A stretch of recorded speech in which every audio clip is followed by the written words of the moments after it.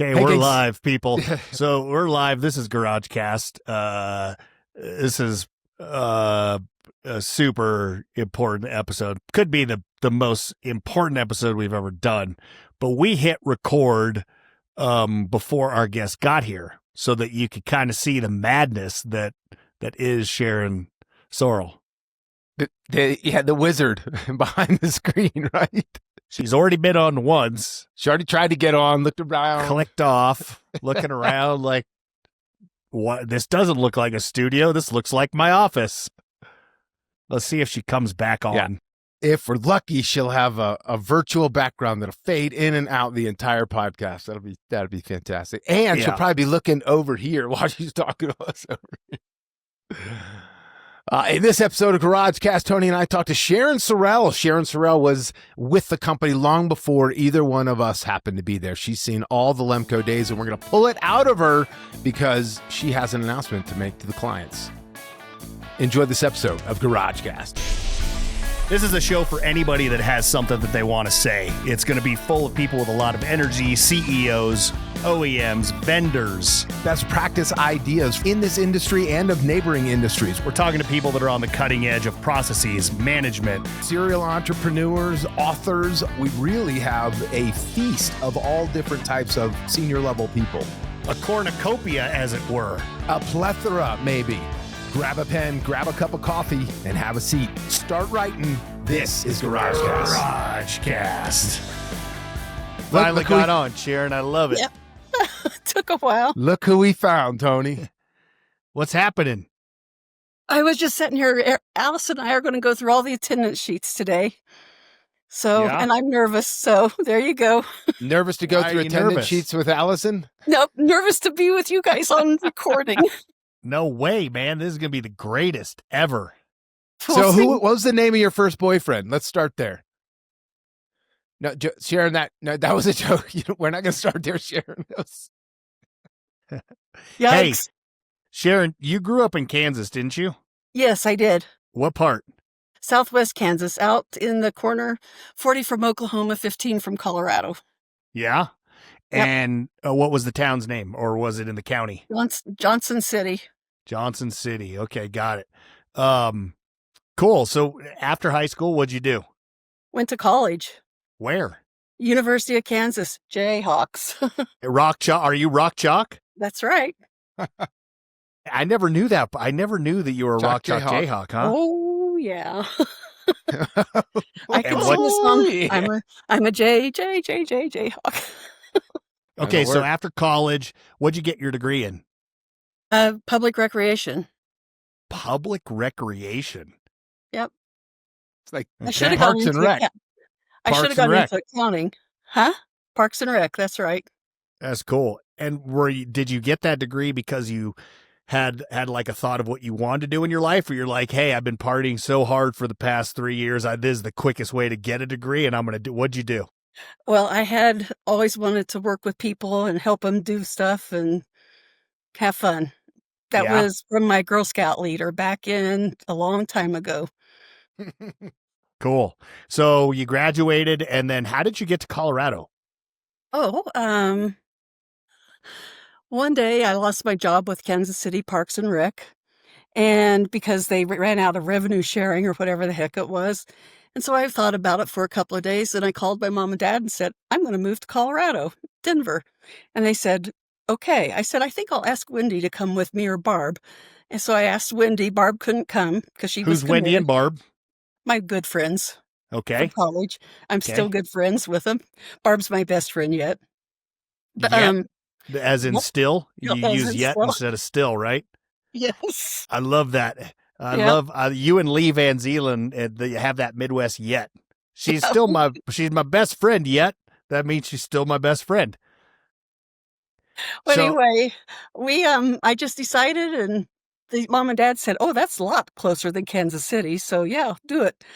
And so I rented a U-Haul, put my furniture in there, and picked up Wendy. She followed me out here, and we moved in, I think it was November 9. And it was funny because we were unloading the truck. We couldn't get the couch in, so we just put it up against the door and pushed it in. Uh, we just didn't know what to do. You got it in though, yeah? Yeah, we did. And did you have a job lined up, or did you just figure it out when I get there? I did not have a job. And we found us, I said, okay, you didn't have a job, so you get Nope. into Denver, and what happened? Well, apparently you have to have a job before you can get an apartment. So, so we found a job with Kelly Girls, Kelly Services probably now, if they're still even available. And they gave us a job, and that qualified us. So, okay. So when did you start working for Ed Lemco? How did that all transpire? How did you get to Lemco? I was trying to sell some kind of bill pay stuff. And, you have to believe in something when you're selling stuff. And I didn't believe in that. So I wasn't doing very good. And Nathan told me, he said, you got to get a job. You're not earning Nathan any is? money. Oh, he's my husband. Okay, so we know that now. When did that happen? Yeah, somehow we're in the story between you and Wendy driving to Denver, a guy that you got married to. I got married to Nathan. And he told me one day when I was getting home from trying to sell stuff, it was cold calling. And he said, you got to get a real job. And I went, yeah, you're right. I do, because I'm not earning any money. And so I started sending out. What was he doing? Oh, he had his pushing his wife out there to get a real job. What was he doing? Well, he was doing construction. He was doing tile flooring, countertops, backsplashes, all that kind of stuff. And he had his own little business running. How'd you meet him? Through friends. Through friends. Yep. Yeah. Okay, cool. Love that. So you started sending out resumes. How did you find Lemco? Well, I went through the newspaper and just started circling stuff that I wanted to send things through. I didn't know even how to use a computer back then. And you almost still don't know how to do that today. I know. I had a hard time with the video stuff. But what year was that, Sharon? What 96. year were you? 96. September, about almost 30 years, almost. Huh. So you find an ad in the paper, you apply for it. Yep. And so what happens? And they hired me here, and I came home and I said I had two options to be hired. I can't remember what the other place was, but they said, would you like to take the job? And I came home and told Nathan, I said, I think this is the job I want. And he said, well, you better take it because someone else might get it if you don't. So I took it. And then the next week or somewhere in there, I came to work and I met Ed, I met Alex, I met the team at the time, and they showed me how to do it, how to enter stuff in a dummy computer, and that's what I did. And you worked with Ed. Let's see. I mean, geez. So if you started in 96, you were with him, I don't know what. 2004 is when Ed. Yeah, okay. So you worked with him for 8 years, and you were around him for years, even when he went on to be a dealership owner. What's one of your best memories of Ed? Man, he had great, he always had really good member group dinners. We would go to his house. You go to his house? Yeah, that's where they were a lot of times. And actually, yes, that's true. Connie she put on a great show for us, and it was fun. Are any of these dinners anything that we would ever want to talk about on a PG-13 show? Sure, because they were good. Okay. But I don't remember. I know they had bunnies at their house. They had bunnies? Yep. All right. Yep. So it's funny because had I framed that question, I was gonna. It's just funny to me. Well, the dinners are good. Like, I just Ed sold the company 2004, but he was still around. He was still playing in the industry. We still saw him all the time. But he passed away in 2011, which is kind of hard to believe that it's been that long. I know. So what was your favorite memory or or worst or best experience of Ed? Like, what's the one thing other than the bunnies and the dinners? What's the one thing that you remember from working for that man? He was great to work with. In what sense? Because I would agree with you. In sense that he would always listen. He would answer my questions when I had questions. He helped me through some of the early stages where I didn't understand anything, and He was right there all the time. And what I was doing was just answering the phone and doing sales and parts and finance and service tracking, sales tracking, that kind of stuff. And if I had a question, he would help me. And those tracking numbers came in how, Sharon?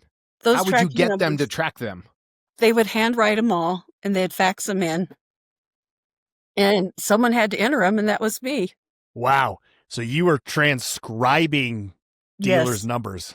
Yes. Wow. It's hard to read some of them sometimes if they write like I do. Yeah, for sure. Wow. Well, it's funny because Sharon was obviously there when I started, Ed, Ed, Tony, and then bringing you on a few years later. But Sharon was one of, if not the first person I met, she was one of the first people that I met because that story where I just walked in the door, I didn't have an appointment. I was like, I'm hell bent on talking to this dude named Ed Lemco, and Sharon was in my way as the gatekeeper and said, "Oh, right this way." I was like, "Sweet."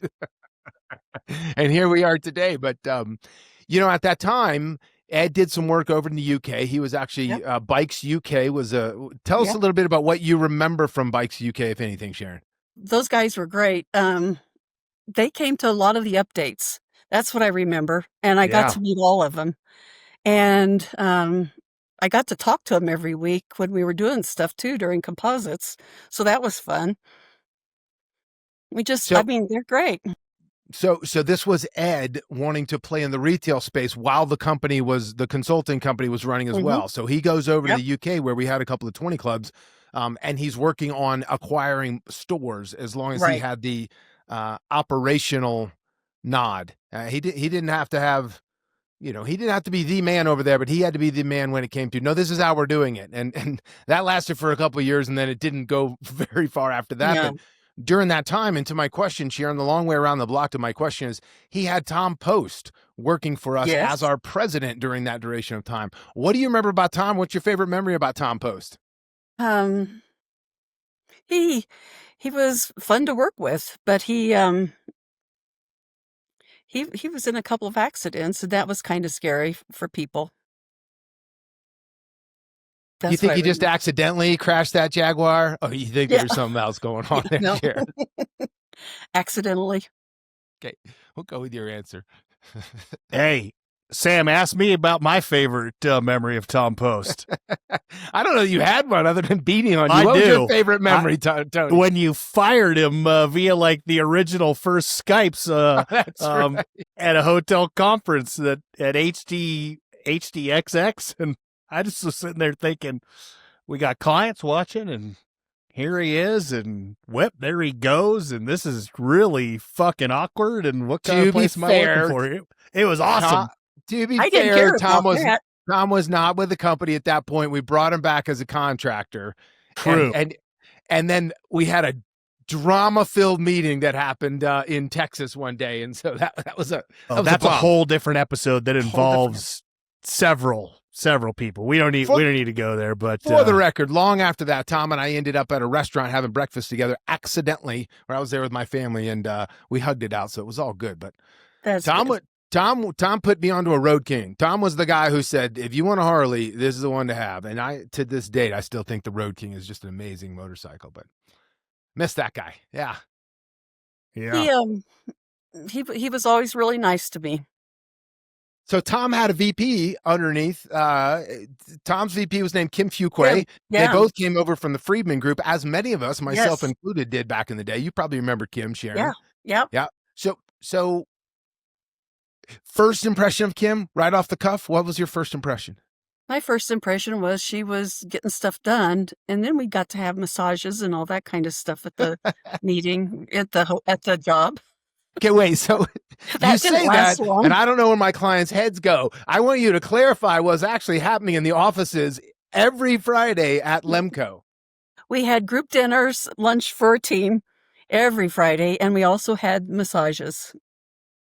Kim had figured out a way. I don't know if she figured out or she just did it. She just hired a masseuse to come by and give chair massages to everybody on the team every Friday.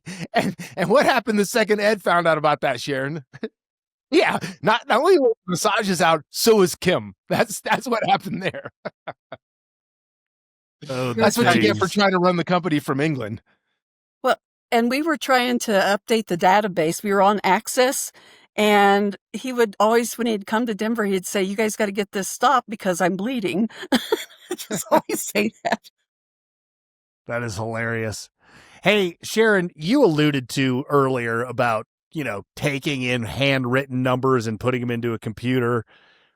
Anything stand out to you of funny memories about, client memories involving the fax machine or anything like that? I remember when it was that time of the month, because I would walk in the door and you wouldn't leave the copy machine for like 4 days. You were literally standing next to the copying machine, just collating and stapling and doing all kinds of shit and sending out stuff. So I knew that. But do you have any fond memories of like the fax machine, any fax that you received, or copying any of that stuff? Oh, yeah, we'd get faxes all the time that had the wrong numbers on them. For instance, they would say they had 10 people and they only paid $5,000 or something like that. So I told one of the dealers when I called him, I said, "I wouldn't work for you for anything." Wait, who was that dealer? I remember. And then another one wrote in, they had 100,000 that they spent on staff, and they only had 2 or 3 people. I said, "Well, can I come work for you? That's better than what my pay would be." Sharon, run I that don't quick remember math who all they the way were. back then. Pardon? You've run that quick math all the way back then. Yep. I just thought, wow, I'm not earning enough. So after the buyout, which was in 2004, that's when Ed decided that was Ed's first retirement, was in 2004. And then Tony and I eventually relaunched the company in 2015 under the name of Garage Composites. And Tony, you remember who are the two guys on our hip? Dodds and Brunken. Dodds and That's Brunken, right. man. Dodds That's and right. Brunken. And we're just like, okay, here we go. And then immediately we're like, oh, we need Sharon. Like, we have no idea how to book a meeting or how to send out an invoice or anything like that. So we immediately got Sharon right on the heels of that launch. And that was April of 2015 that we launched that. And I'm just sitting here thinking, Sharon, what's it mean to have been with this particular organization? Good, bad, or otherwise, any emotion that comes up. You've been here longer than anyone. You got me beat by 5 years. So what does it mean to be part of this thing that seems to change names a few times, but you're still here?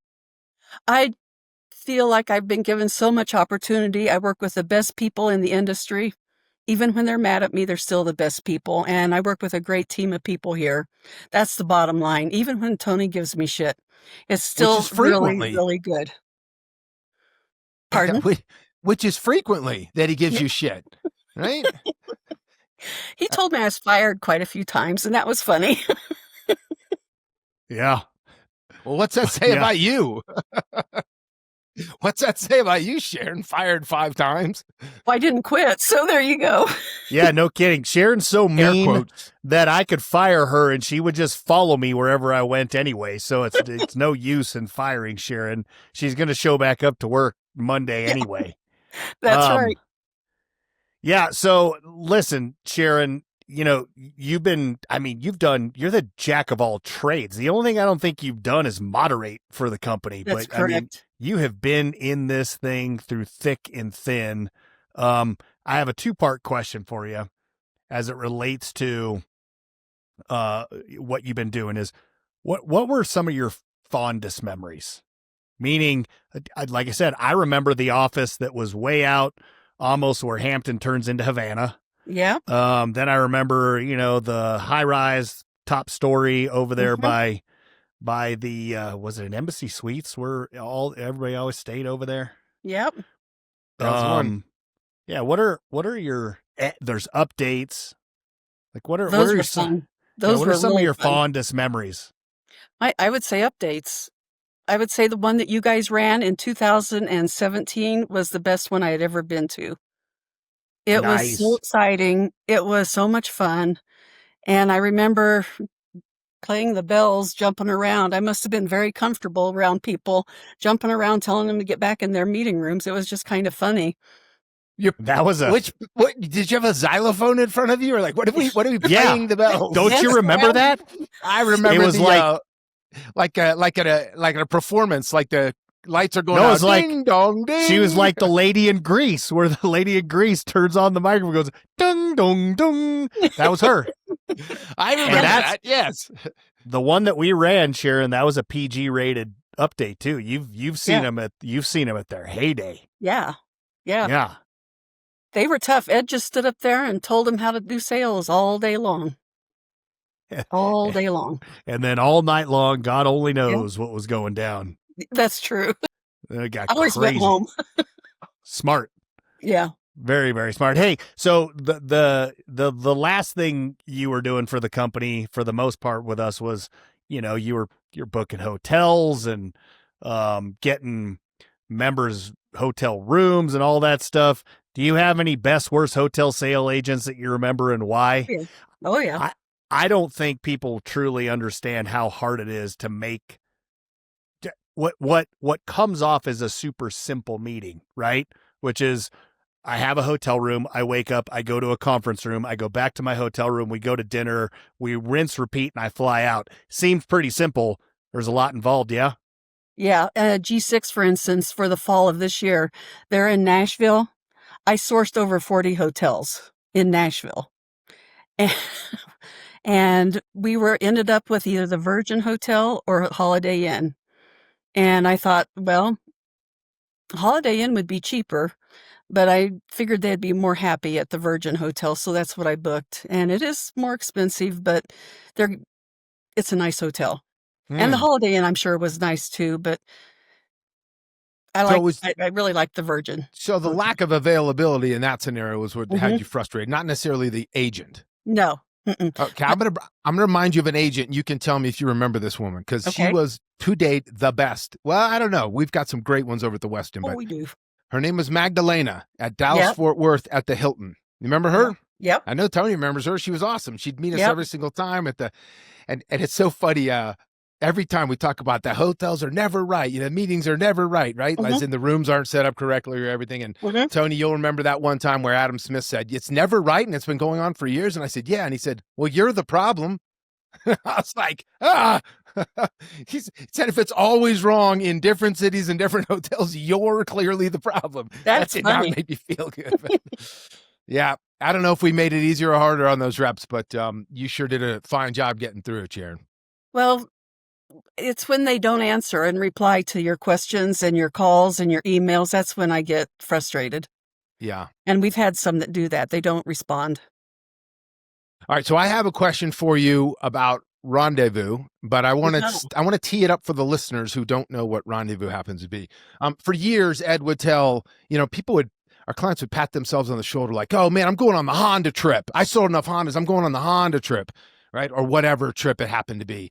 And which basically meant they cheap sold enough units to get the volume count high enough that they were given the nod by the manufacturer to go on the trip. And Ed's like, how about you just make all the money and buy your own damn trip? Right? and I'll just never forget him saying that. It's like the most blinding flash of the obvious. And then he said, that's when we started having rendezvous. And they weren't every year, but we started having a rendezvous somewhere. It's pretty much like he wanted to live in St. Croix, so we'd have a rendezvous in St. Croix. Everybody could just come to him. But we did them in Mexico and all over the place. So relative to rendezvous, and just for the listener, it was basically we would bolt on 20 clubs to the front and the back of rendezvous, but they're half-day meetings, right? So there's, I don't remember, 2 or 4 half-day meetings on the front and then 2 or 4 on the back. And then we'd have this massive party in the middle of it for everybody. So Sharon, what was your favorite rendezvous? Where was it? And what was your favorite story about rendezvous? It's the one that I went to in St. Croix, and we got to eat lobster. We rode horses. We played tennis. I remember falling over my feet while I was playing tennis and rolling and getting up and still playing tennis. It's just funny. You're resilient. I know that about you. You remember the name of the hotel? Oh, no, but it was right there on the beach. Carambola. That sounds right. Yeah. Carambola. And I've never been somewhere where people are more on island time than in St. Croix. Yeah. You order a chicken sandwich when you want it 2 hours from now, and it'll be the best chicken sandwich you've ever had. Yep. That was fun. Hey, Sharon, I would say that no matter what group we're in, no matter what time I've been in this industry, whether I was just starting, in the middle, no matter who I've been in front of, I can say without a doubt, there is not one single of our family of clients that does not love you to death. They all say the same thing. That's very to nice. a T. I've never heard a client say, what the hell's going on with Sharon? It's usually me saying that to the client is what the hell's going on with Sharon, but everybody loves you. So as such, can you name 1 or 3 clients throughout the years who might be your favorites? Yeah. I would say Gabby. Gabby Gregoire. Yeah, Yep. he's amazing. Yep, for sure. Yep. And I like Charles Nelson at Doug Rudd's store, MR. Okay. But And not then, Doug. Not Doug, Yeah, not for Doug. sure. Oh, Not Doug, Doug's but too. but Charles for sure. I heard it. Yep. Go. And I enjoy Jason Alpizer. Justin Alpizer. Yeah, Justin. Yeah, what am I saying? I love And then- Jason Alpizer too. He's hard not to like, I tell you. And then also, Jason Davis makes me laugh. Everything he writes makes me laugh. So I like that. I think Jason Davis makes everybody laugh, no matter if he's writing, talking, or just his general appearance. How he shows up, the clothes that he wears is pretty damn funny, for sure. Yep. Yeah, so that was 4 good ones for sure. Those were good. I panicked there for a second. She said Jason. I thought, oh my God, she could say Jason White. She can't. Yeah. She can't say Jason White. Great Can't be. too. I like him a lot too. Oh, don't backpedal, Sharon. All right, Sharon. How about some clients that when the phone rings, you're like, oh, God bless. Do I have to Other talk than to this Tony. Yeah. Other than I Tony. said clients. Sharon, any clients that you're like, you know what, that guy was a real jerk, and you can go ahead and say it. I had a couple that cussed me out. What? Yeah. Back in the day? Are they still? All at different points. Oh no, a long time ago. And it made me cry because I didn't like being cussed out, but I got on the phone and fixed it for him, and there we went forward again. And I don't remember. Who was it? I don't remember his name. Listen, you can say Jim Foster if you want to. We all know it's Jim Foster. We're all thinking it right now. Yeah. Nope. I love Jim Foster. Do you? Yep. When I was at Update, or not Update, but Rendezvous, I rode around with him and his wife, Linda. All right. We got real good friends. Good for you. That's good to hear. All right. Anybody else that you want to that's been a pain in you haven't even named one, but that's pretty much how you are when it comes to the clients. Yeah, I can't think of anyone because I always say hi and I'm always glad to talk to him. That's why they love you so much. Yeah, you should go back, Tony, find those guys that cussed her out and fire them again. Yeah. Fire them. They're gone already. How about Nathan? We got the scoop on Nathan about your scandalous introduction to him driving across the country. But I'm just wondering, does he even know what we do yet? As many times, do you think he actually knows what we do as a company? I know he knows what you do. Do you think he knows what we do? Yeah, he does because he's been to the group dinners. He's been to several of them. Not recently, but a long time ago. So his perception is you guys talk about motorcycles and boats and get drunk at night. Yep. That's it. Okay, so glad we cleared that up for him. Yep.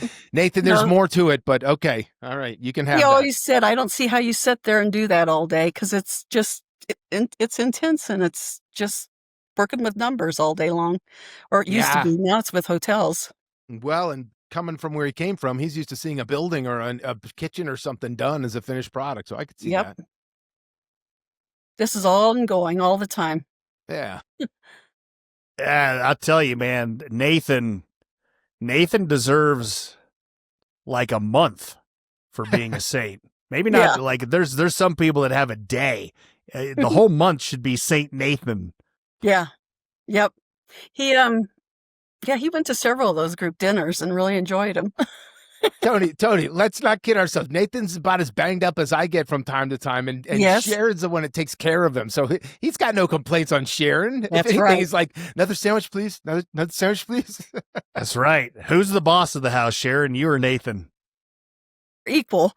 You're equal? But when he tells me he's going to ring a bell and tell me to come and get something, that doesn't work. That doesn't work. No way. Because when he was tied up with one of his knee surgeries, he said, I think I'll get a bell. No, you won't. Wow. Bam. Now she just answered your question right there with that last comment, Tony. Yeah. It's What do you equal. guys like to do together? Hike, ride our bicycles. He thinks I'm going to go fishing and camping with him after we retire, but I'm not so sure about those two. Riding our No? bikes and hiking will be fun. You don't like to camp? It's not my favorite. I'd rather go to a hotel, Yeah. take a shower. Glamping. That's Yep. right. Go for a sure. nice walk and then a nice shower. Yep. Yeah. Hey, Sharon, you've been up to Steamboat a couple times with Yes. the company. When we were like still super small. Mhm. It was the five of us that came up to Steamboat, 9 years ago, 8-9 years ago, and then we also had a retreat last summer. Yes. Yeah, that was fun, wasn't it? I was think fun. she knows where you're What? leading this, Tony. I We, really had fun at that, but I'm sorry I got sick Where'd you get sick? on the ATV or the Not UTV. the ATV. It was the UTV, right in the sand UTV. dunes. Whose UTV was it? Yours. And when you say you got sick, what'd you do? Oh, I threw up everything. It's horrible. In the back seat of a full UTV. And Yeah, here's the funny backseat. part. Let me put it to you this way. So we're in my UTV, and I don't know. I think I had Kimberly and Dawn and Sharon in there, and for a while I was driving. And I look over, and Kimberly, who's our controller, Kimberly's just having the time of her life, and Sharon in the back, she's having the time of her life too. She's smiling and laughing and everything, and so on and so forth. And we stop after, I don't know, 10 minutes, and I'm like looking around, and then Sharon's just in the back, and she just lets out the cutest little like verp, just like a beep, burp. It just It was she- awful. she pukes on the front of herself on the seat belts and everything, and she's like Sharon, I'm sorry, I'm so sorry, I'm so sorry. I'm like, Sharon, it's okay, but let's get out of the UTV, and you could throw up in the sand dunes where we are, right? So she gets out, and so she says, I'm fine.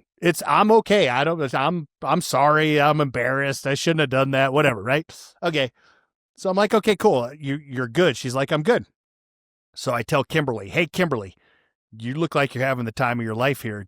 How about you drive my Razor? She's like, I don't know. I probably, shouldn't. And I'm like, no, come on. Okay, give me the keys. Boom.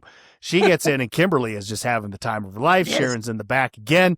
Everything's all good. We stop. We get ready to switch. I look back behind me again. Sharon, she throws up all over herself again. And I was like, Sharon, if you don't have to ride in the goddamn UTVs if you're getting sick from doing so.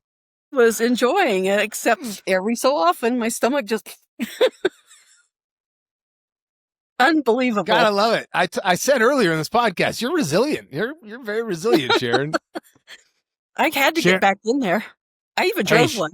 I know you did. Yeah. I think everybody took turns at one point driving them. It was fun. Yeah, that was a great time. Hey, what's your favorite part of? I think I know the answer to this. What's your favorite part of doing this job for the past 20 some odd years? The team and the people I work with. I have met so many cool people over the years. Nothing will replace that. And yeah, just everyone I've met. That's what I'm going to miss. I like talking to all the people. They're good people. They're like you guys have heard before. Ed told me they were the salt of the earth, and he was right. They're just wonderful people to work with, and I believe in the product. Yeah, we're all pretty fortunate. Yeah, we're in a good industry. Well, Sharon, I Yeah. have to ask, why do we have you on the podcast right now? I'm going to retire at the end of the month here. Yep. That you alluded to it earlier with when you retired and going fishing with Nathan, but I wanted to give you a chance here to tell the whole all your clients that you care so much about that you're on the road to retirement here. Are you excited? Yes, I'm very excited, and I'm also scared because my hobby has been work. And Nathan has said, you got to find another hobby. And so we're going to move forward with our biking and our hiking. And we're also going to take a couple of classes. I was going to take Spanish, and he's going to take some science classes. And we're just going to do some traveling, and we're going to take care of all that stuff we haven't done. And we're going to do it. I love that, Sharon, and we obviously love you. I've loved the time that we've had with you. So has everybody on the whole team.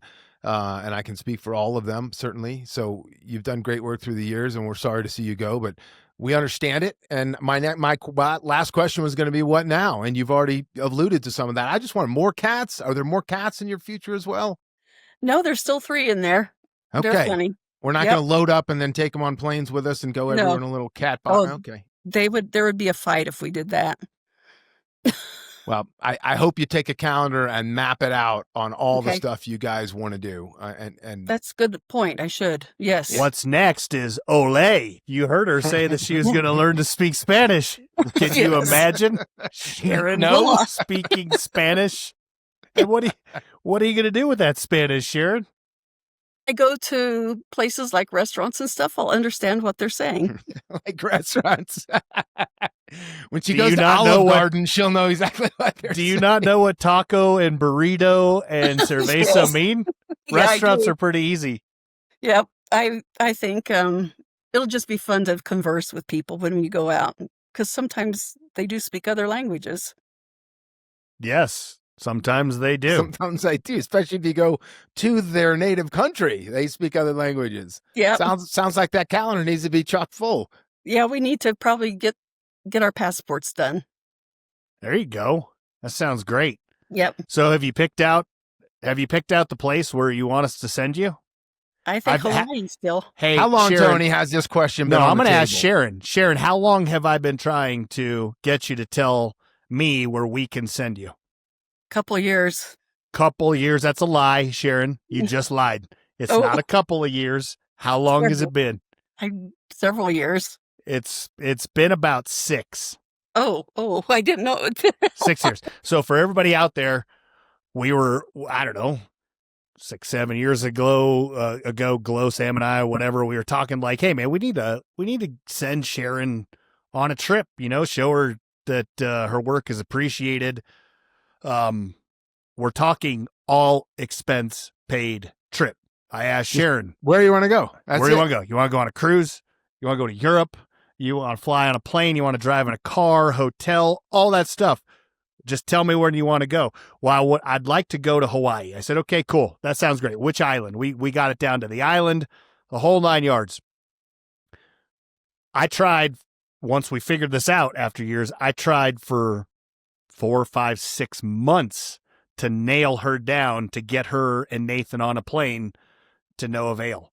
So now that you're going to be retired, October 1st, you'll take us up on the trip.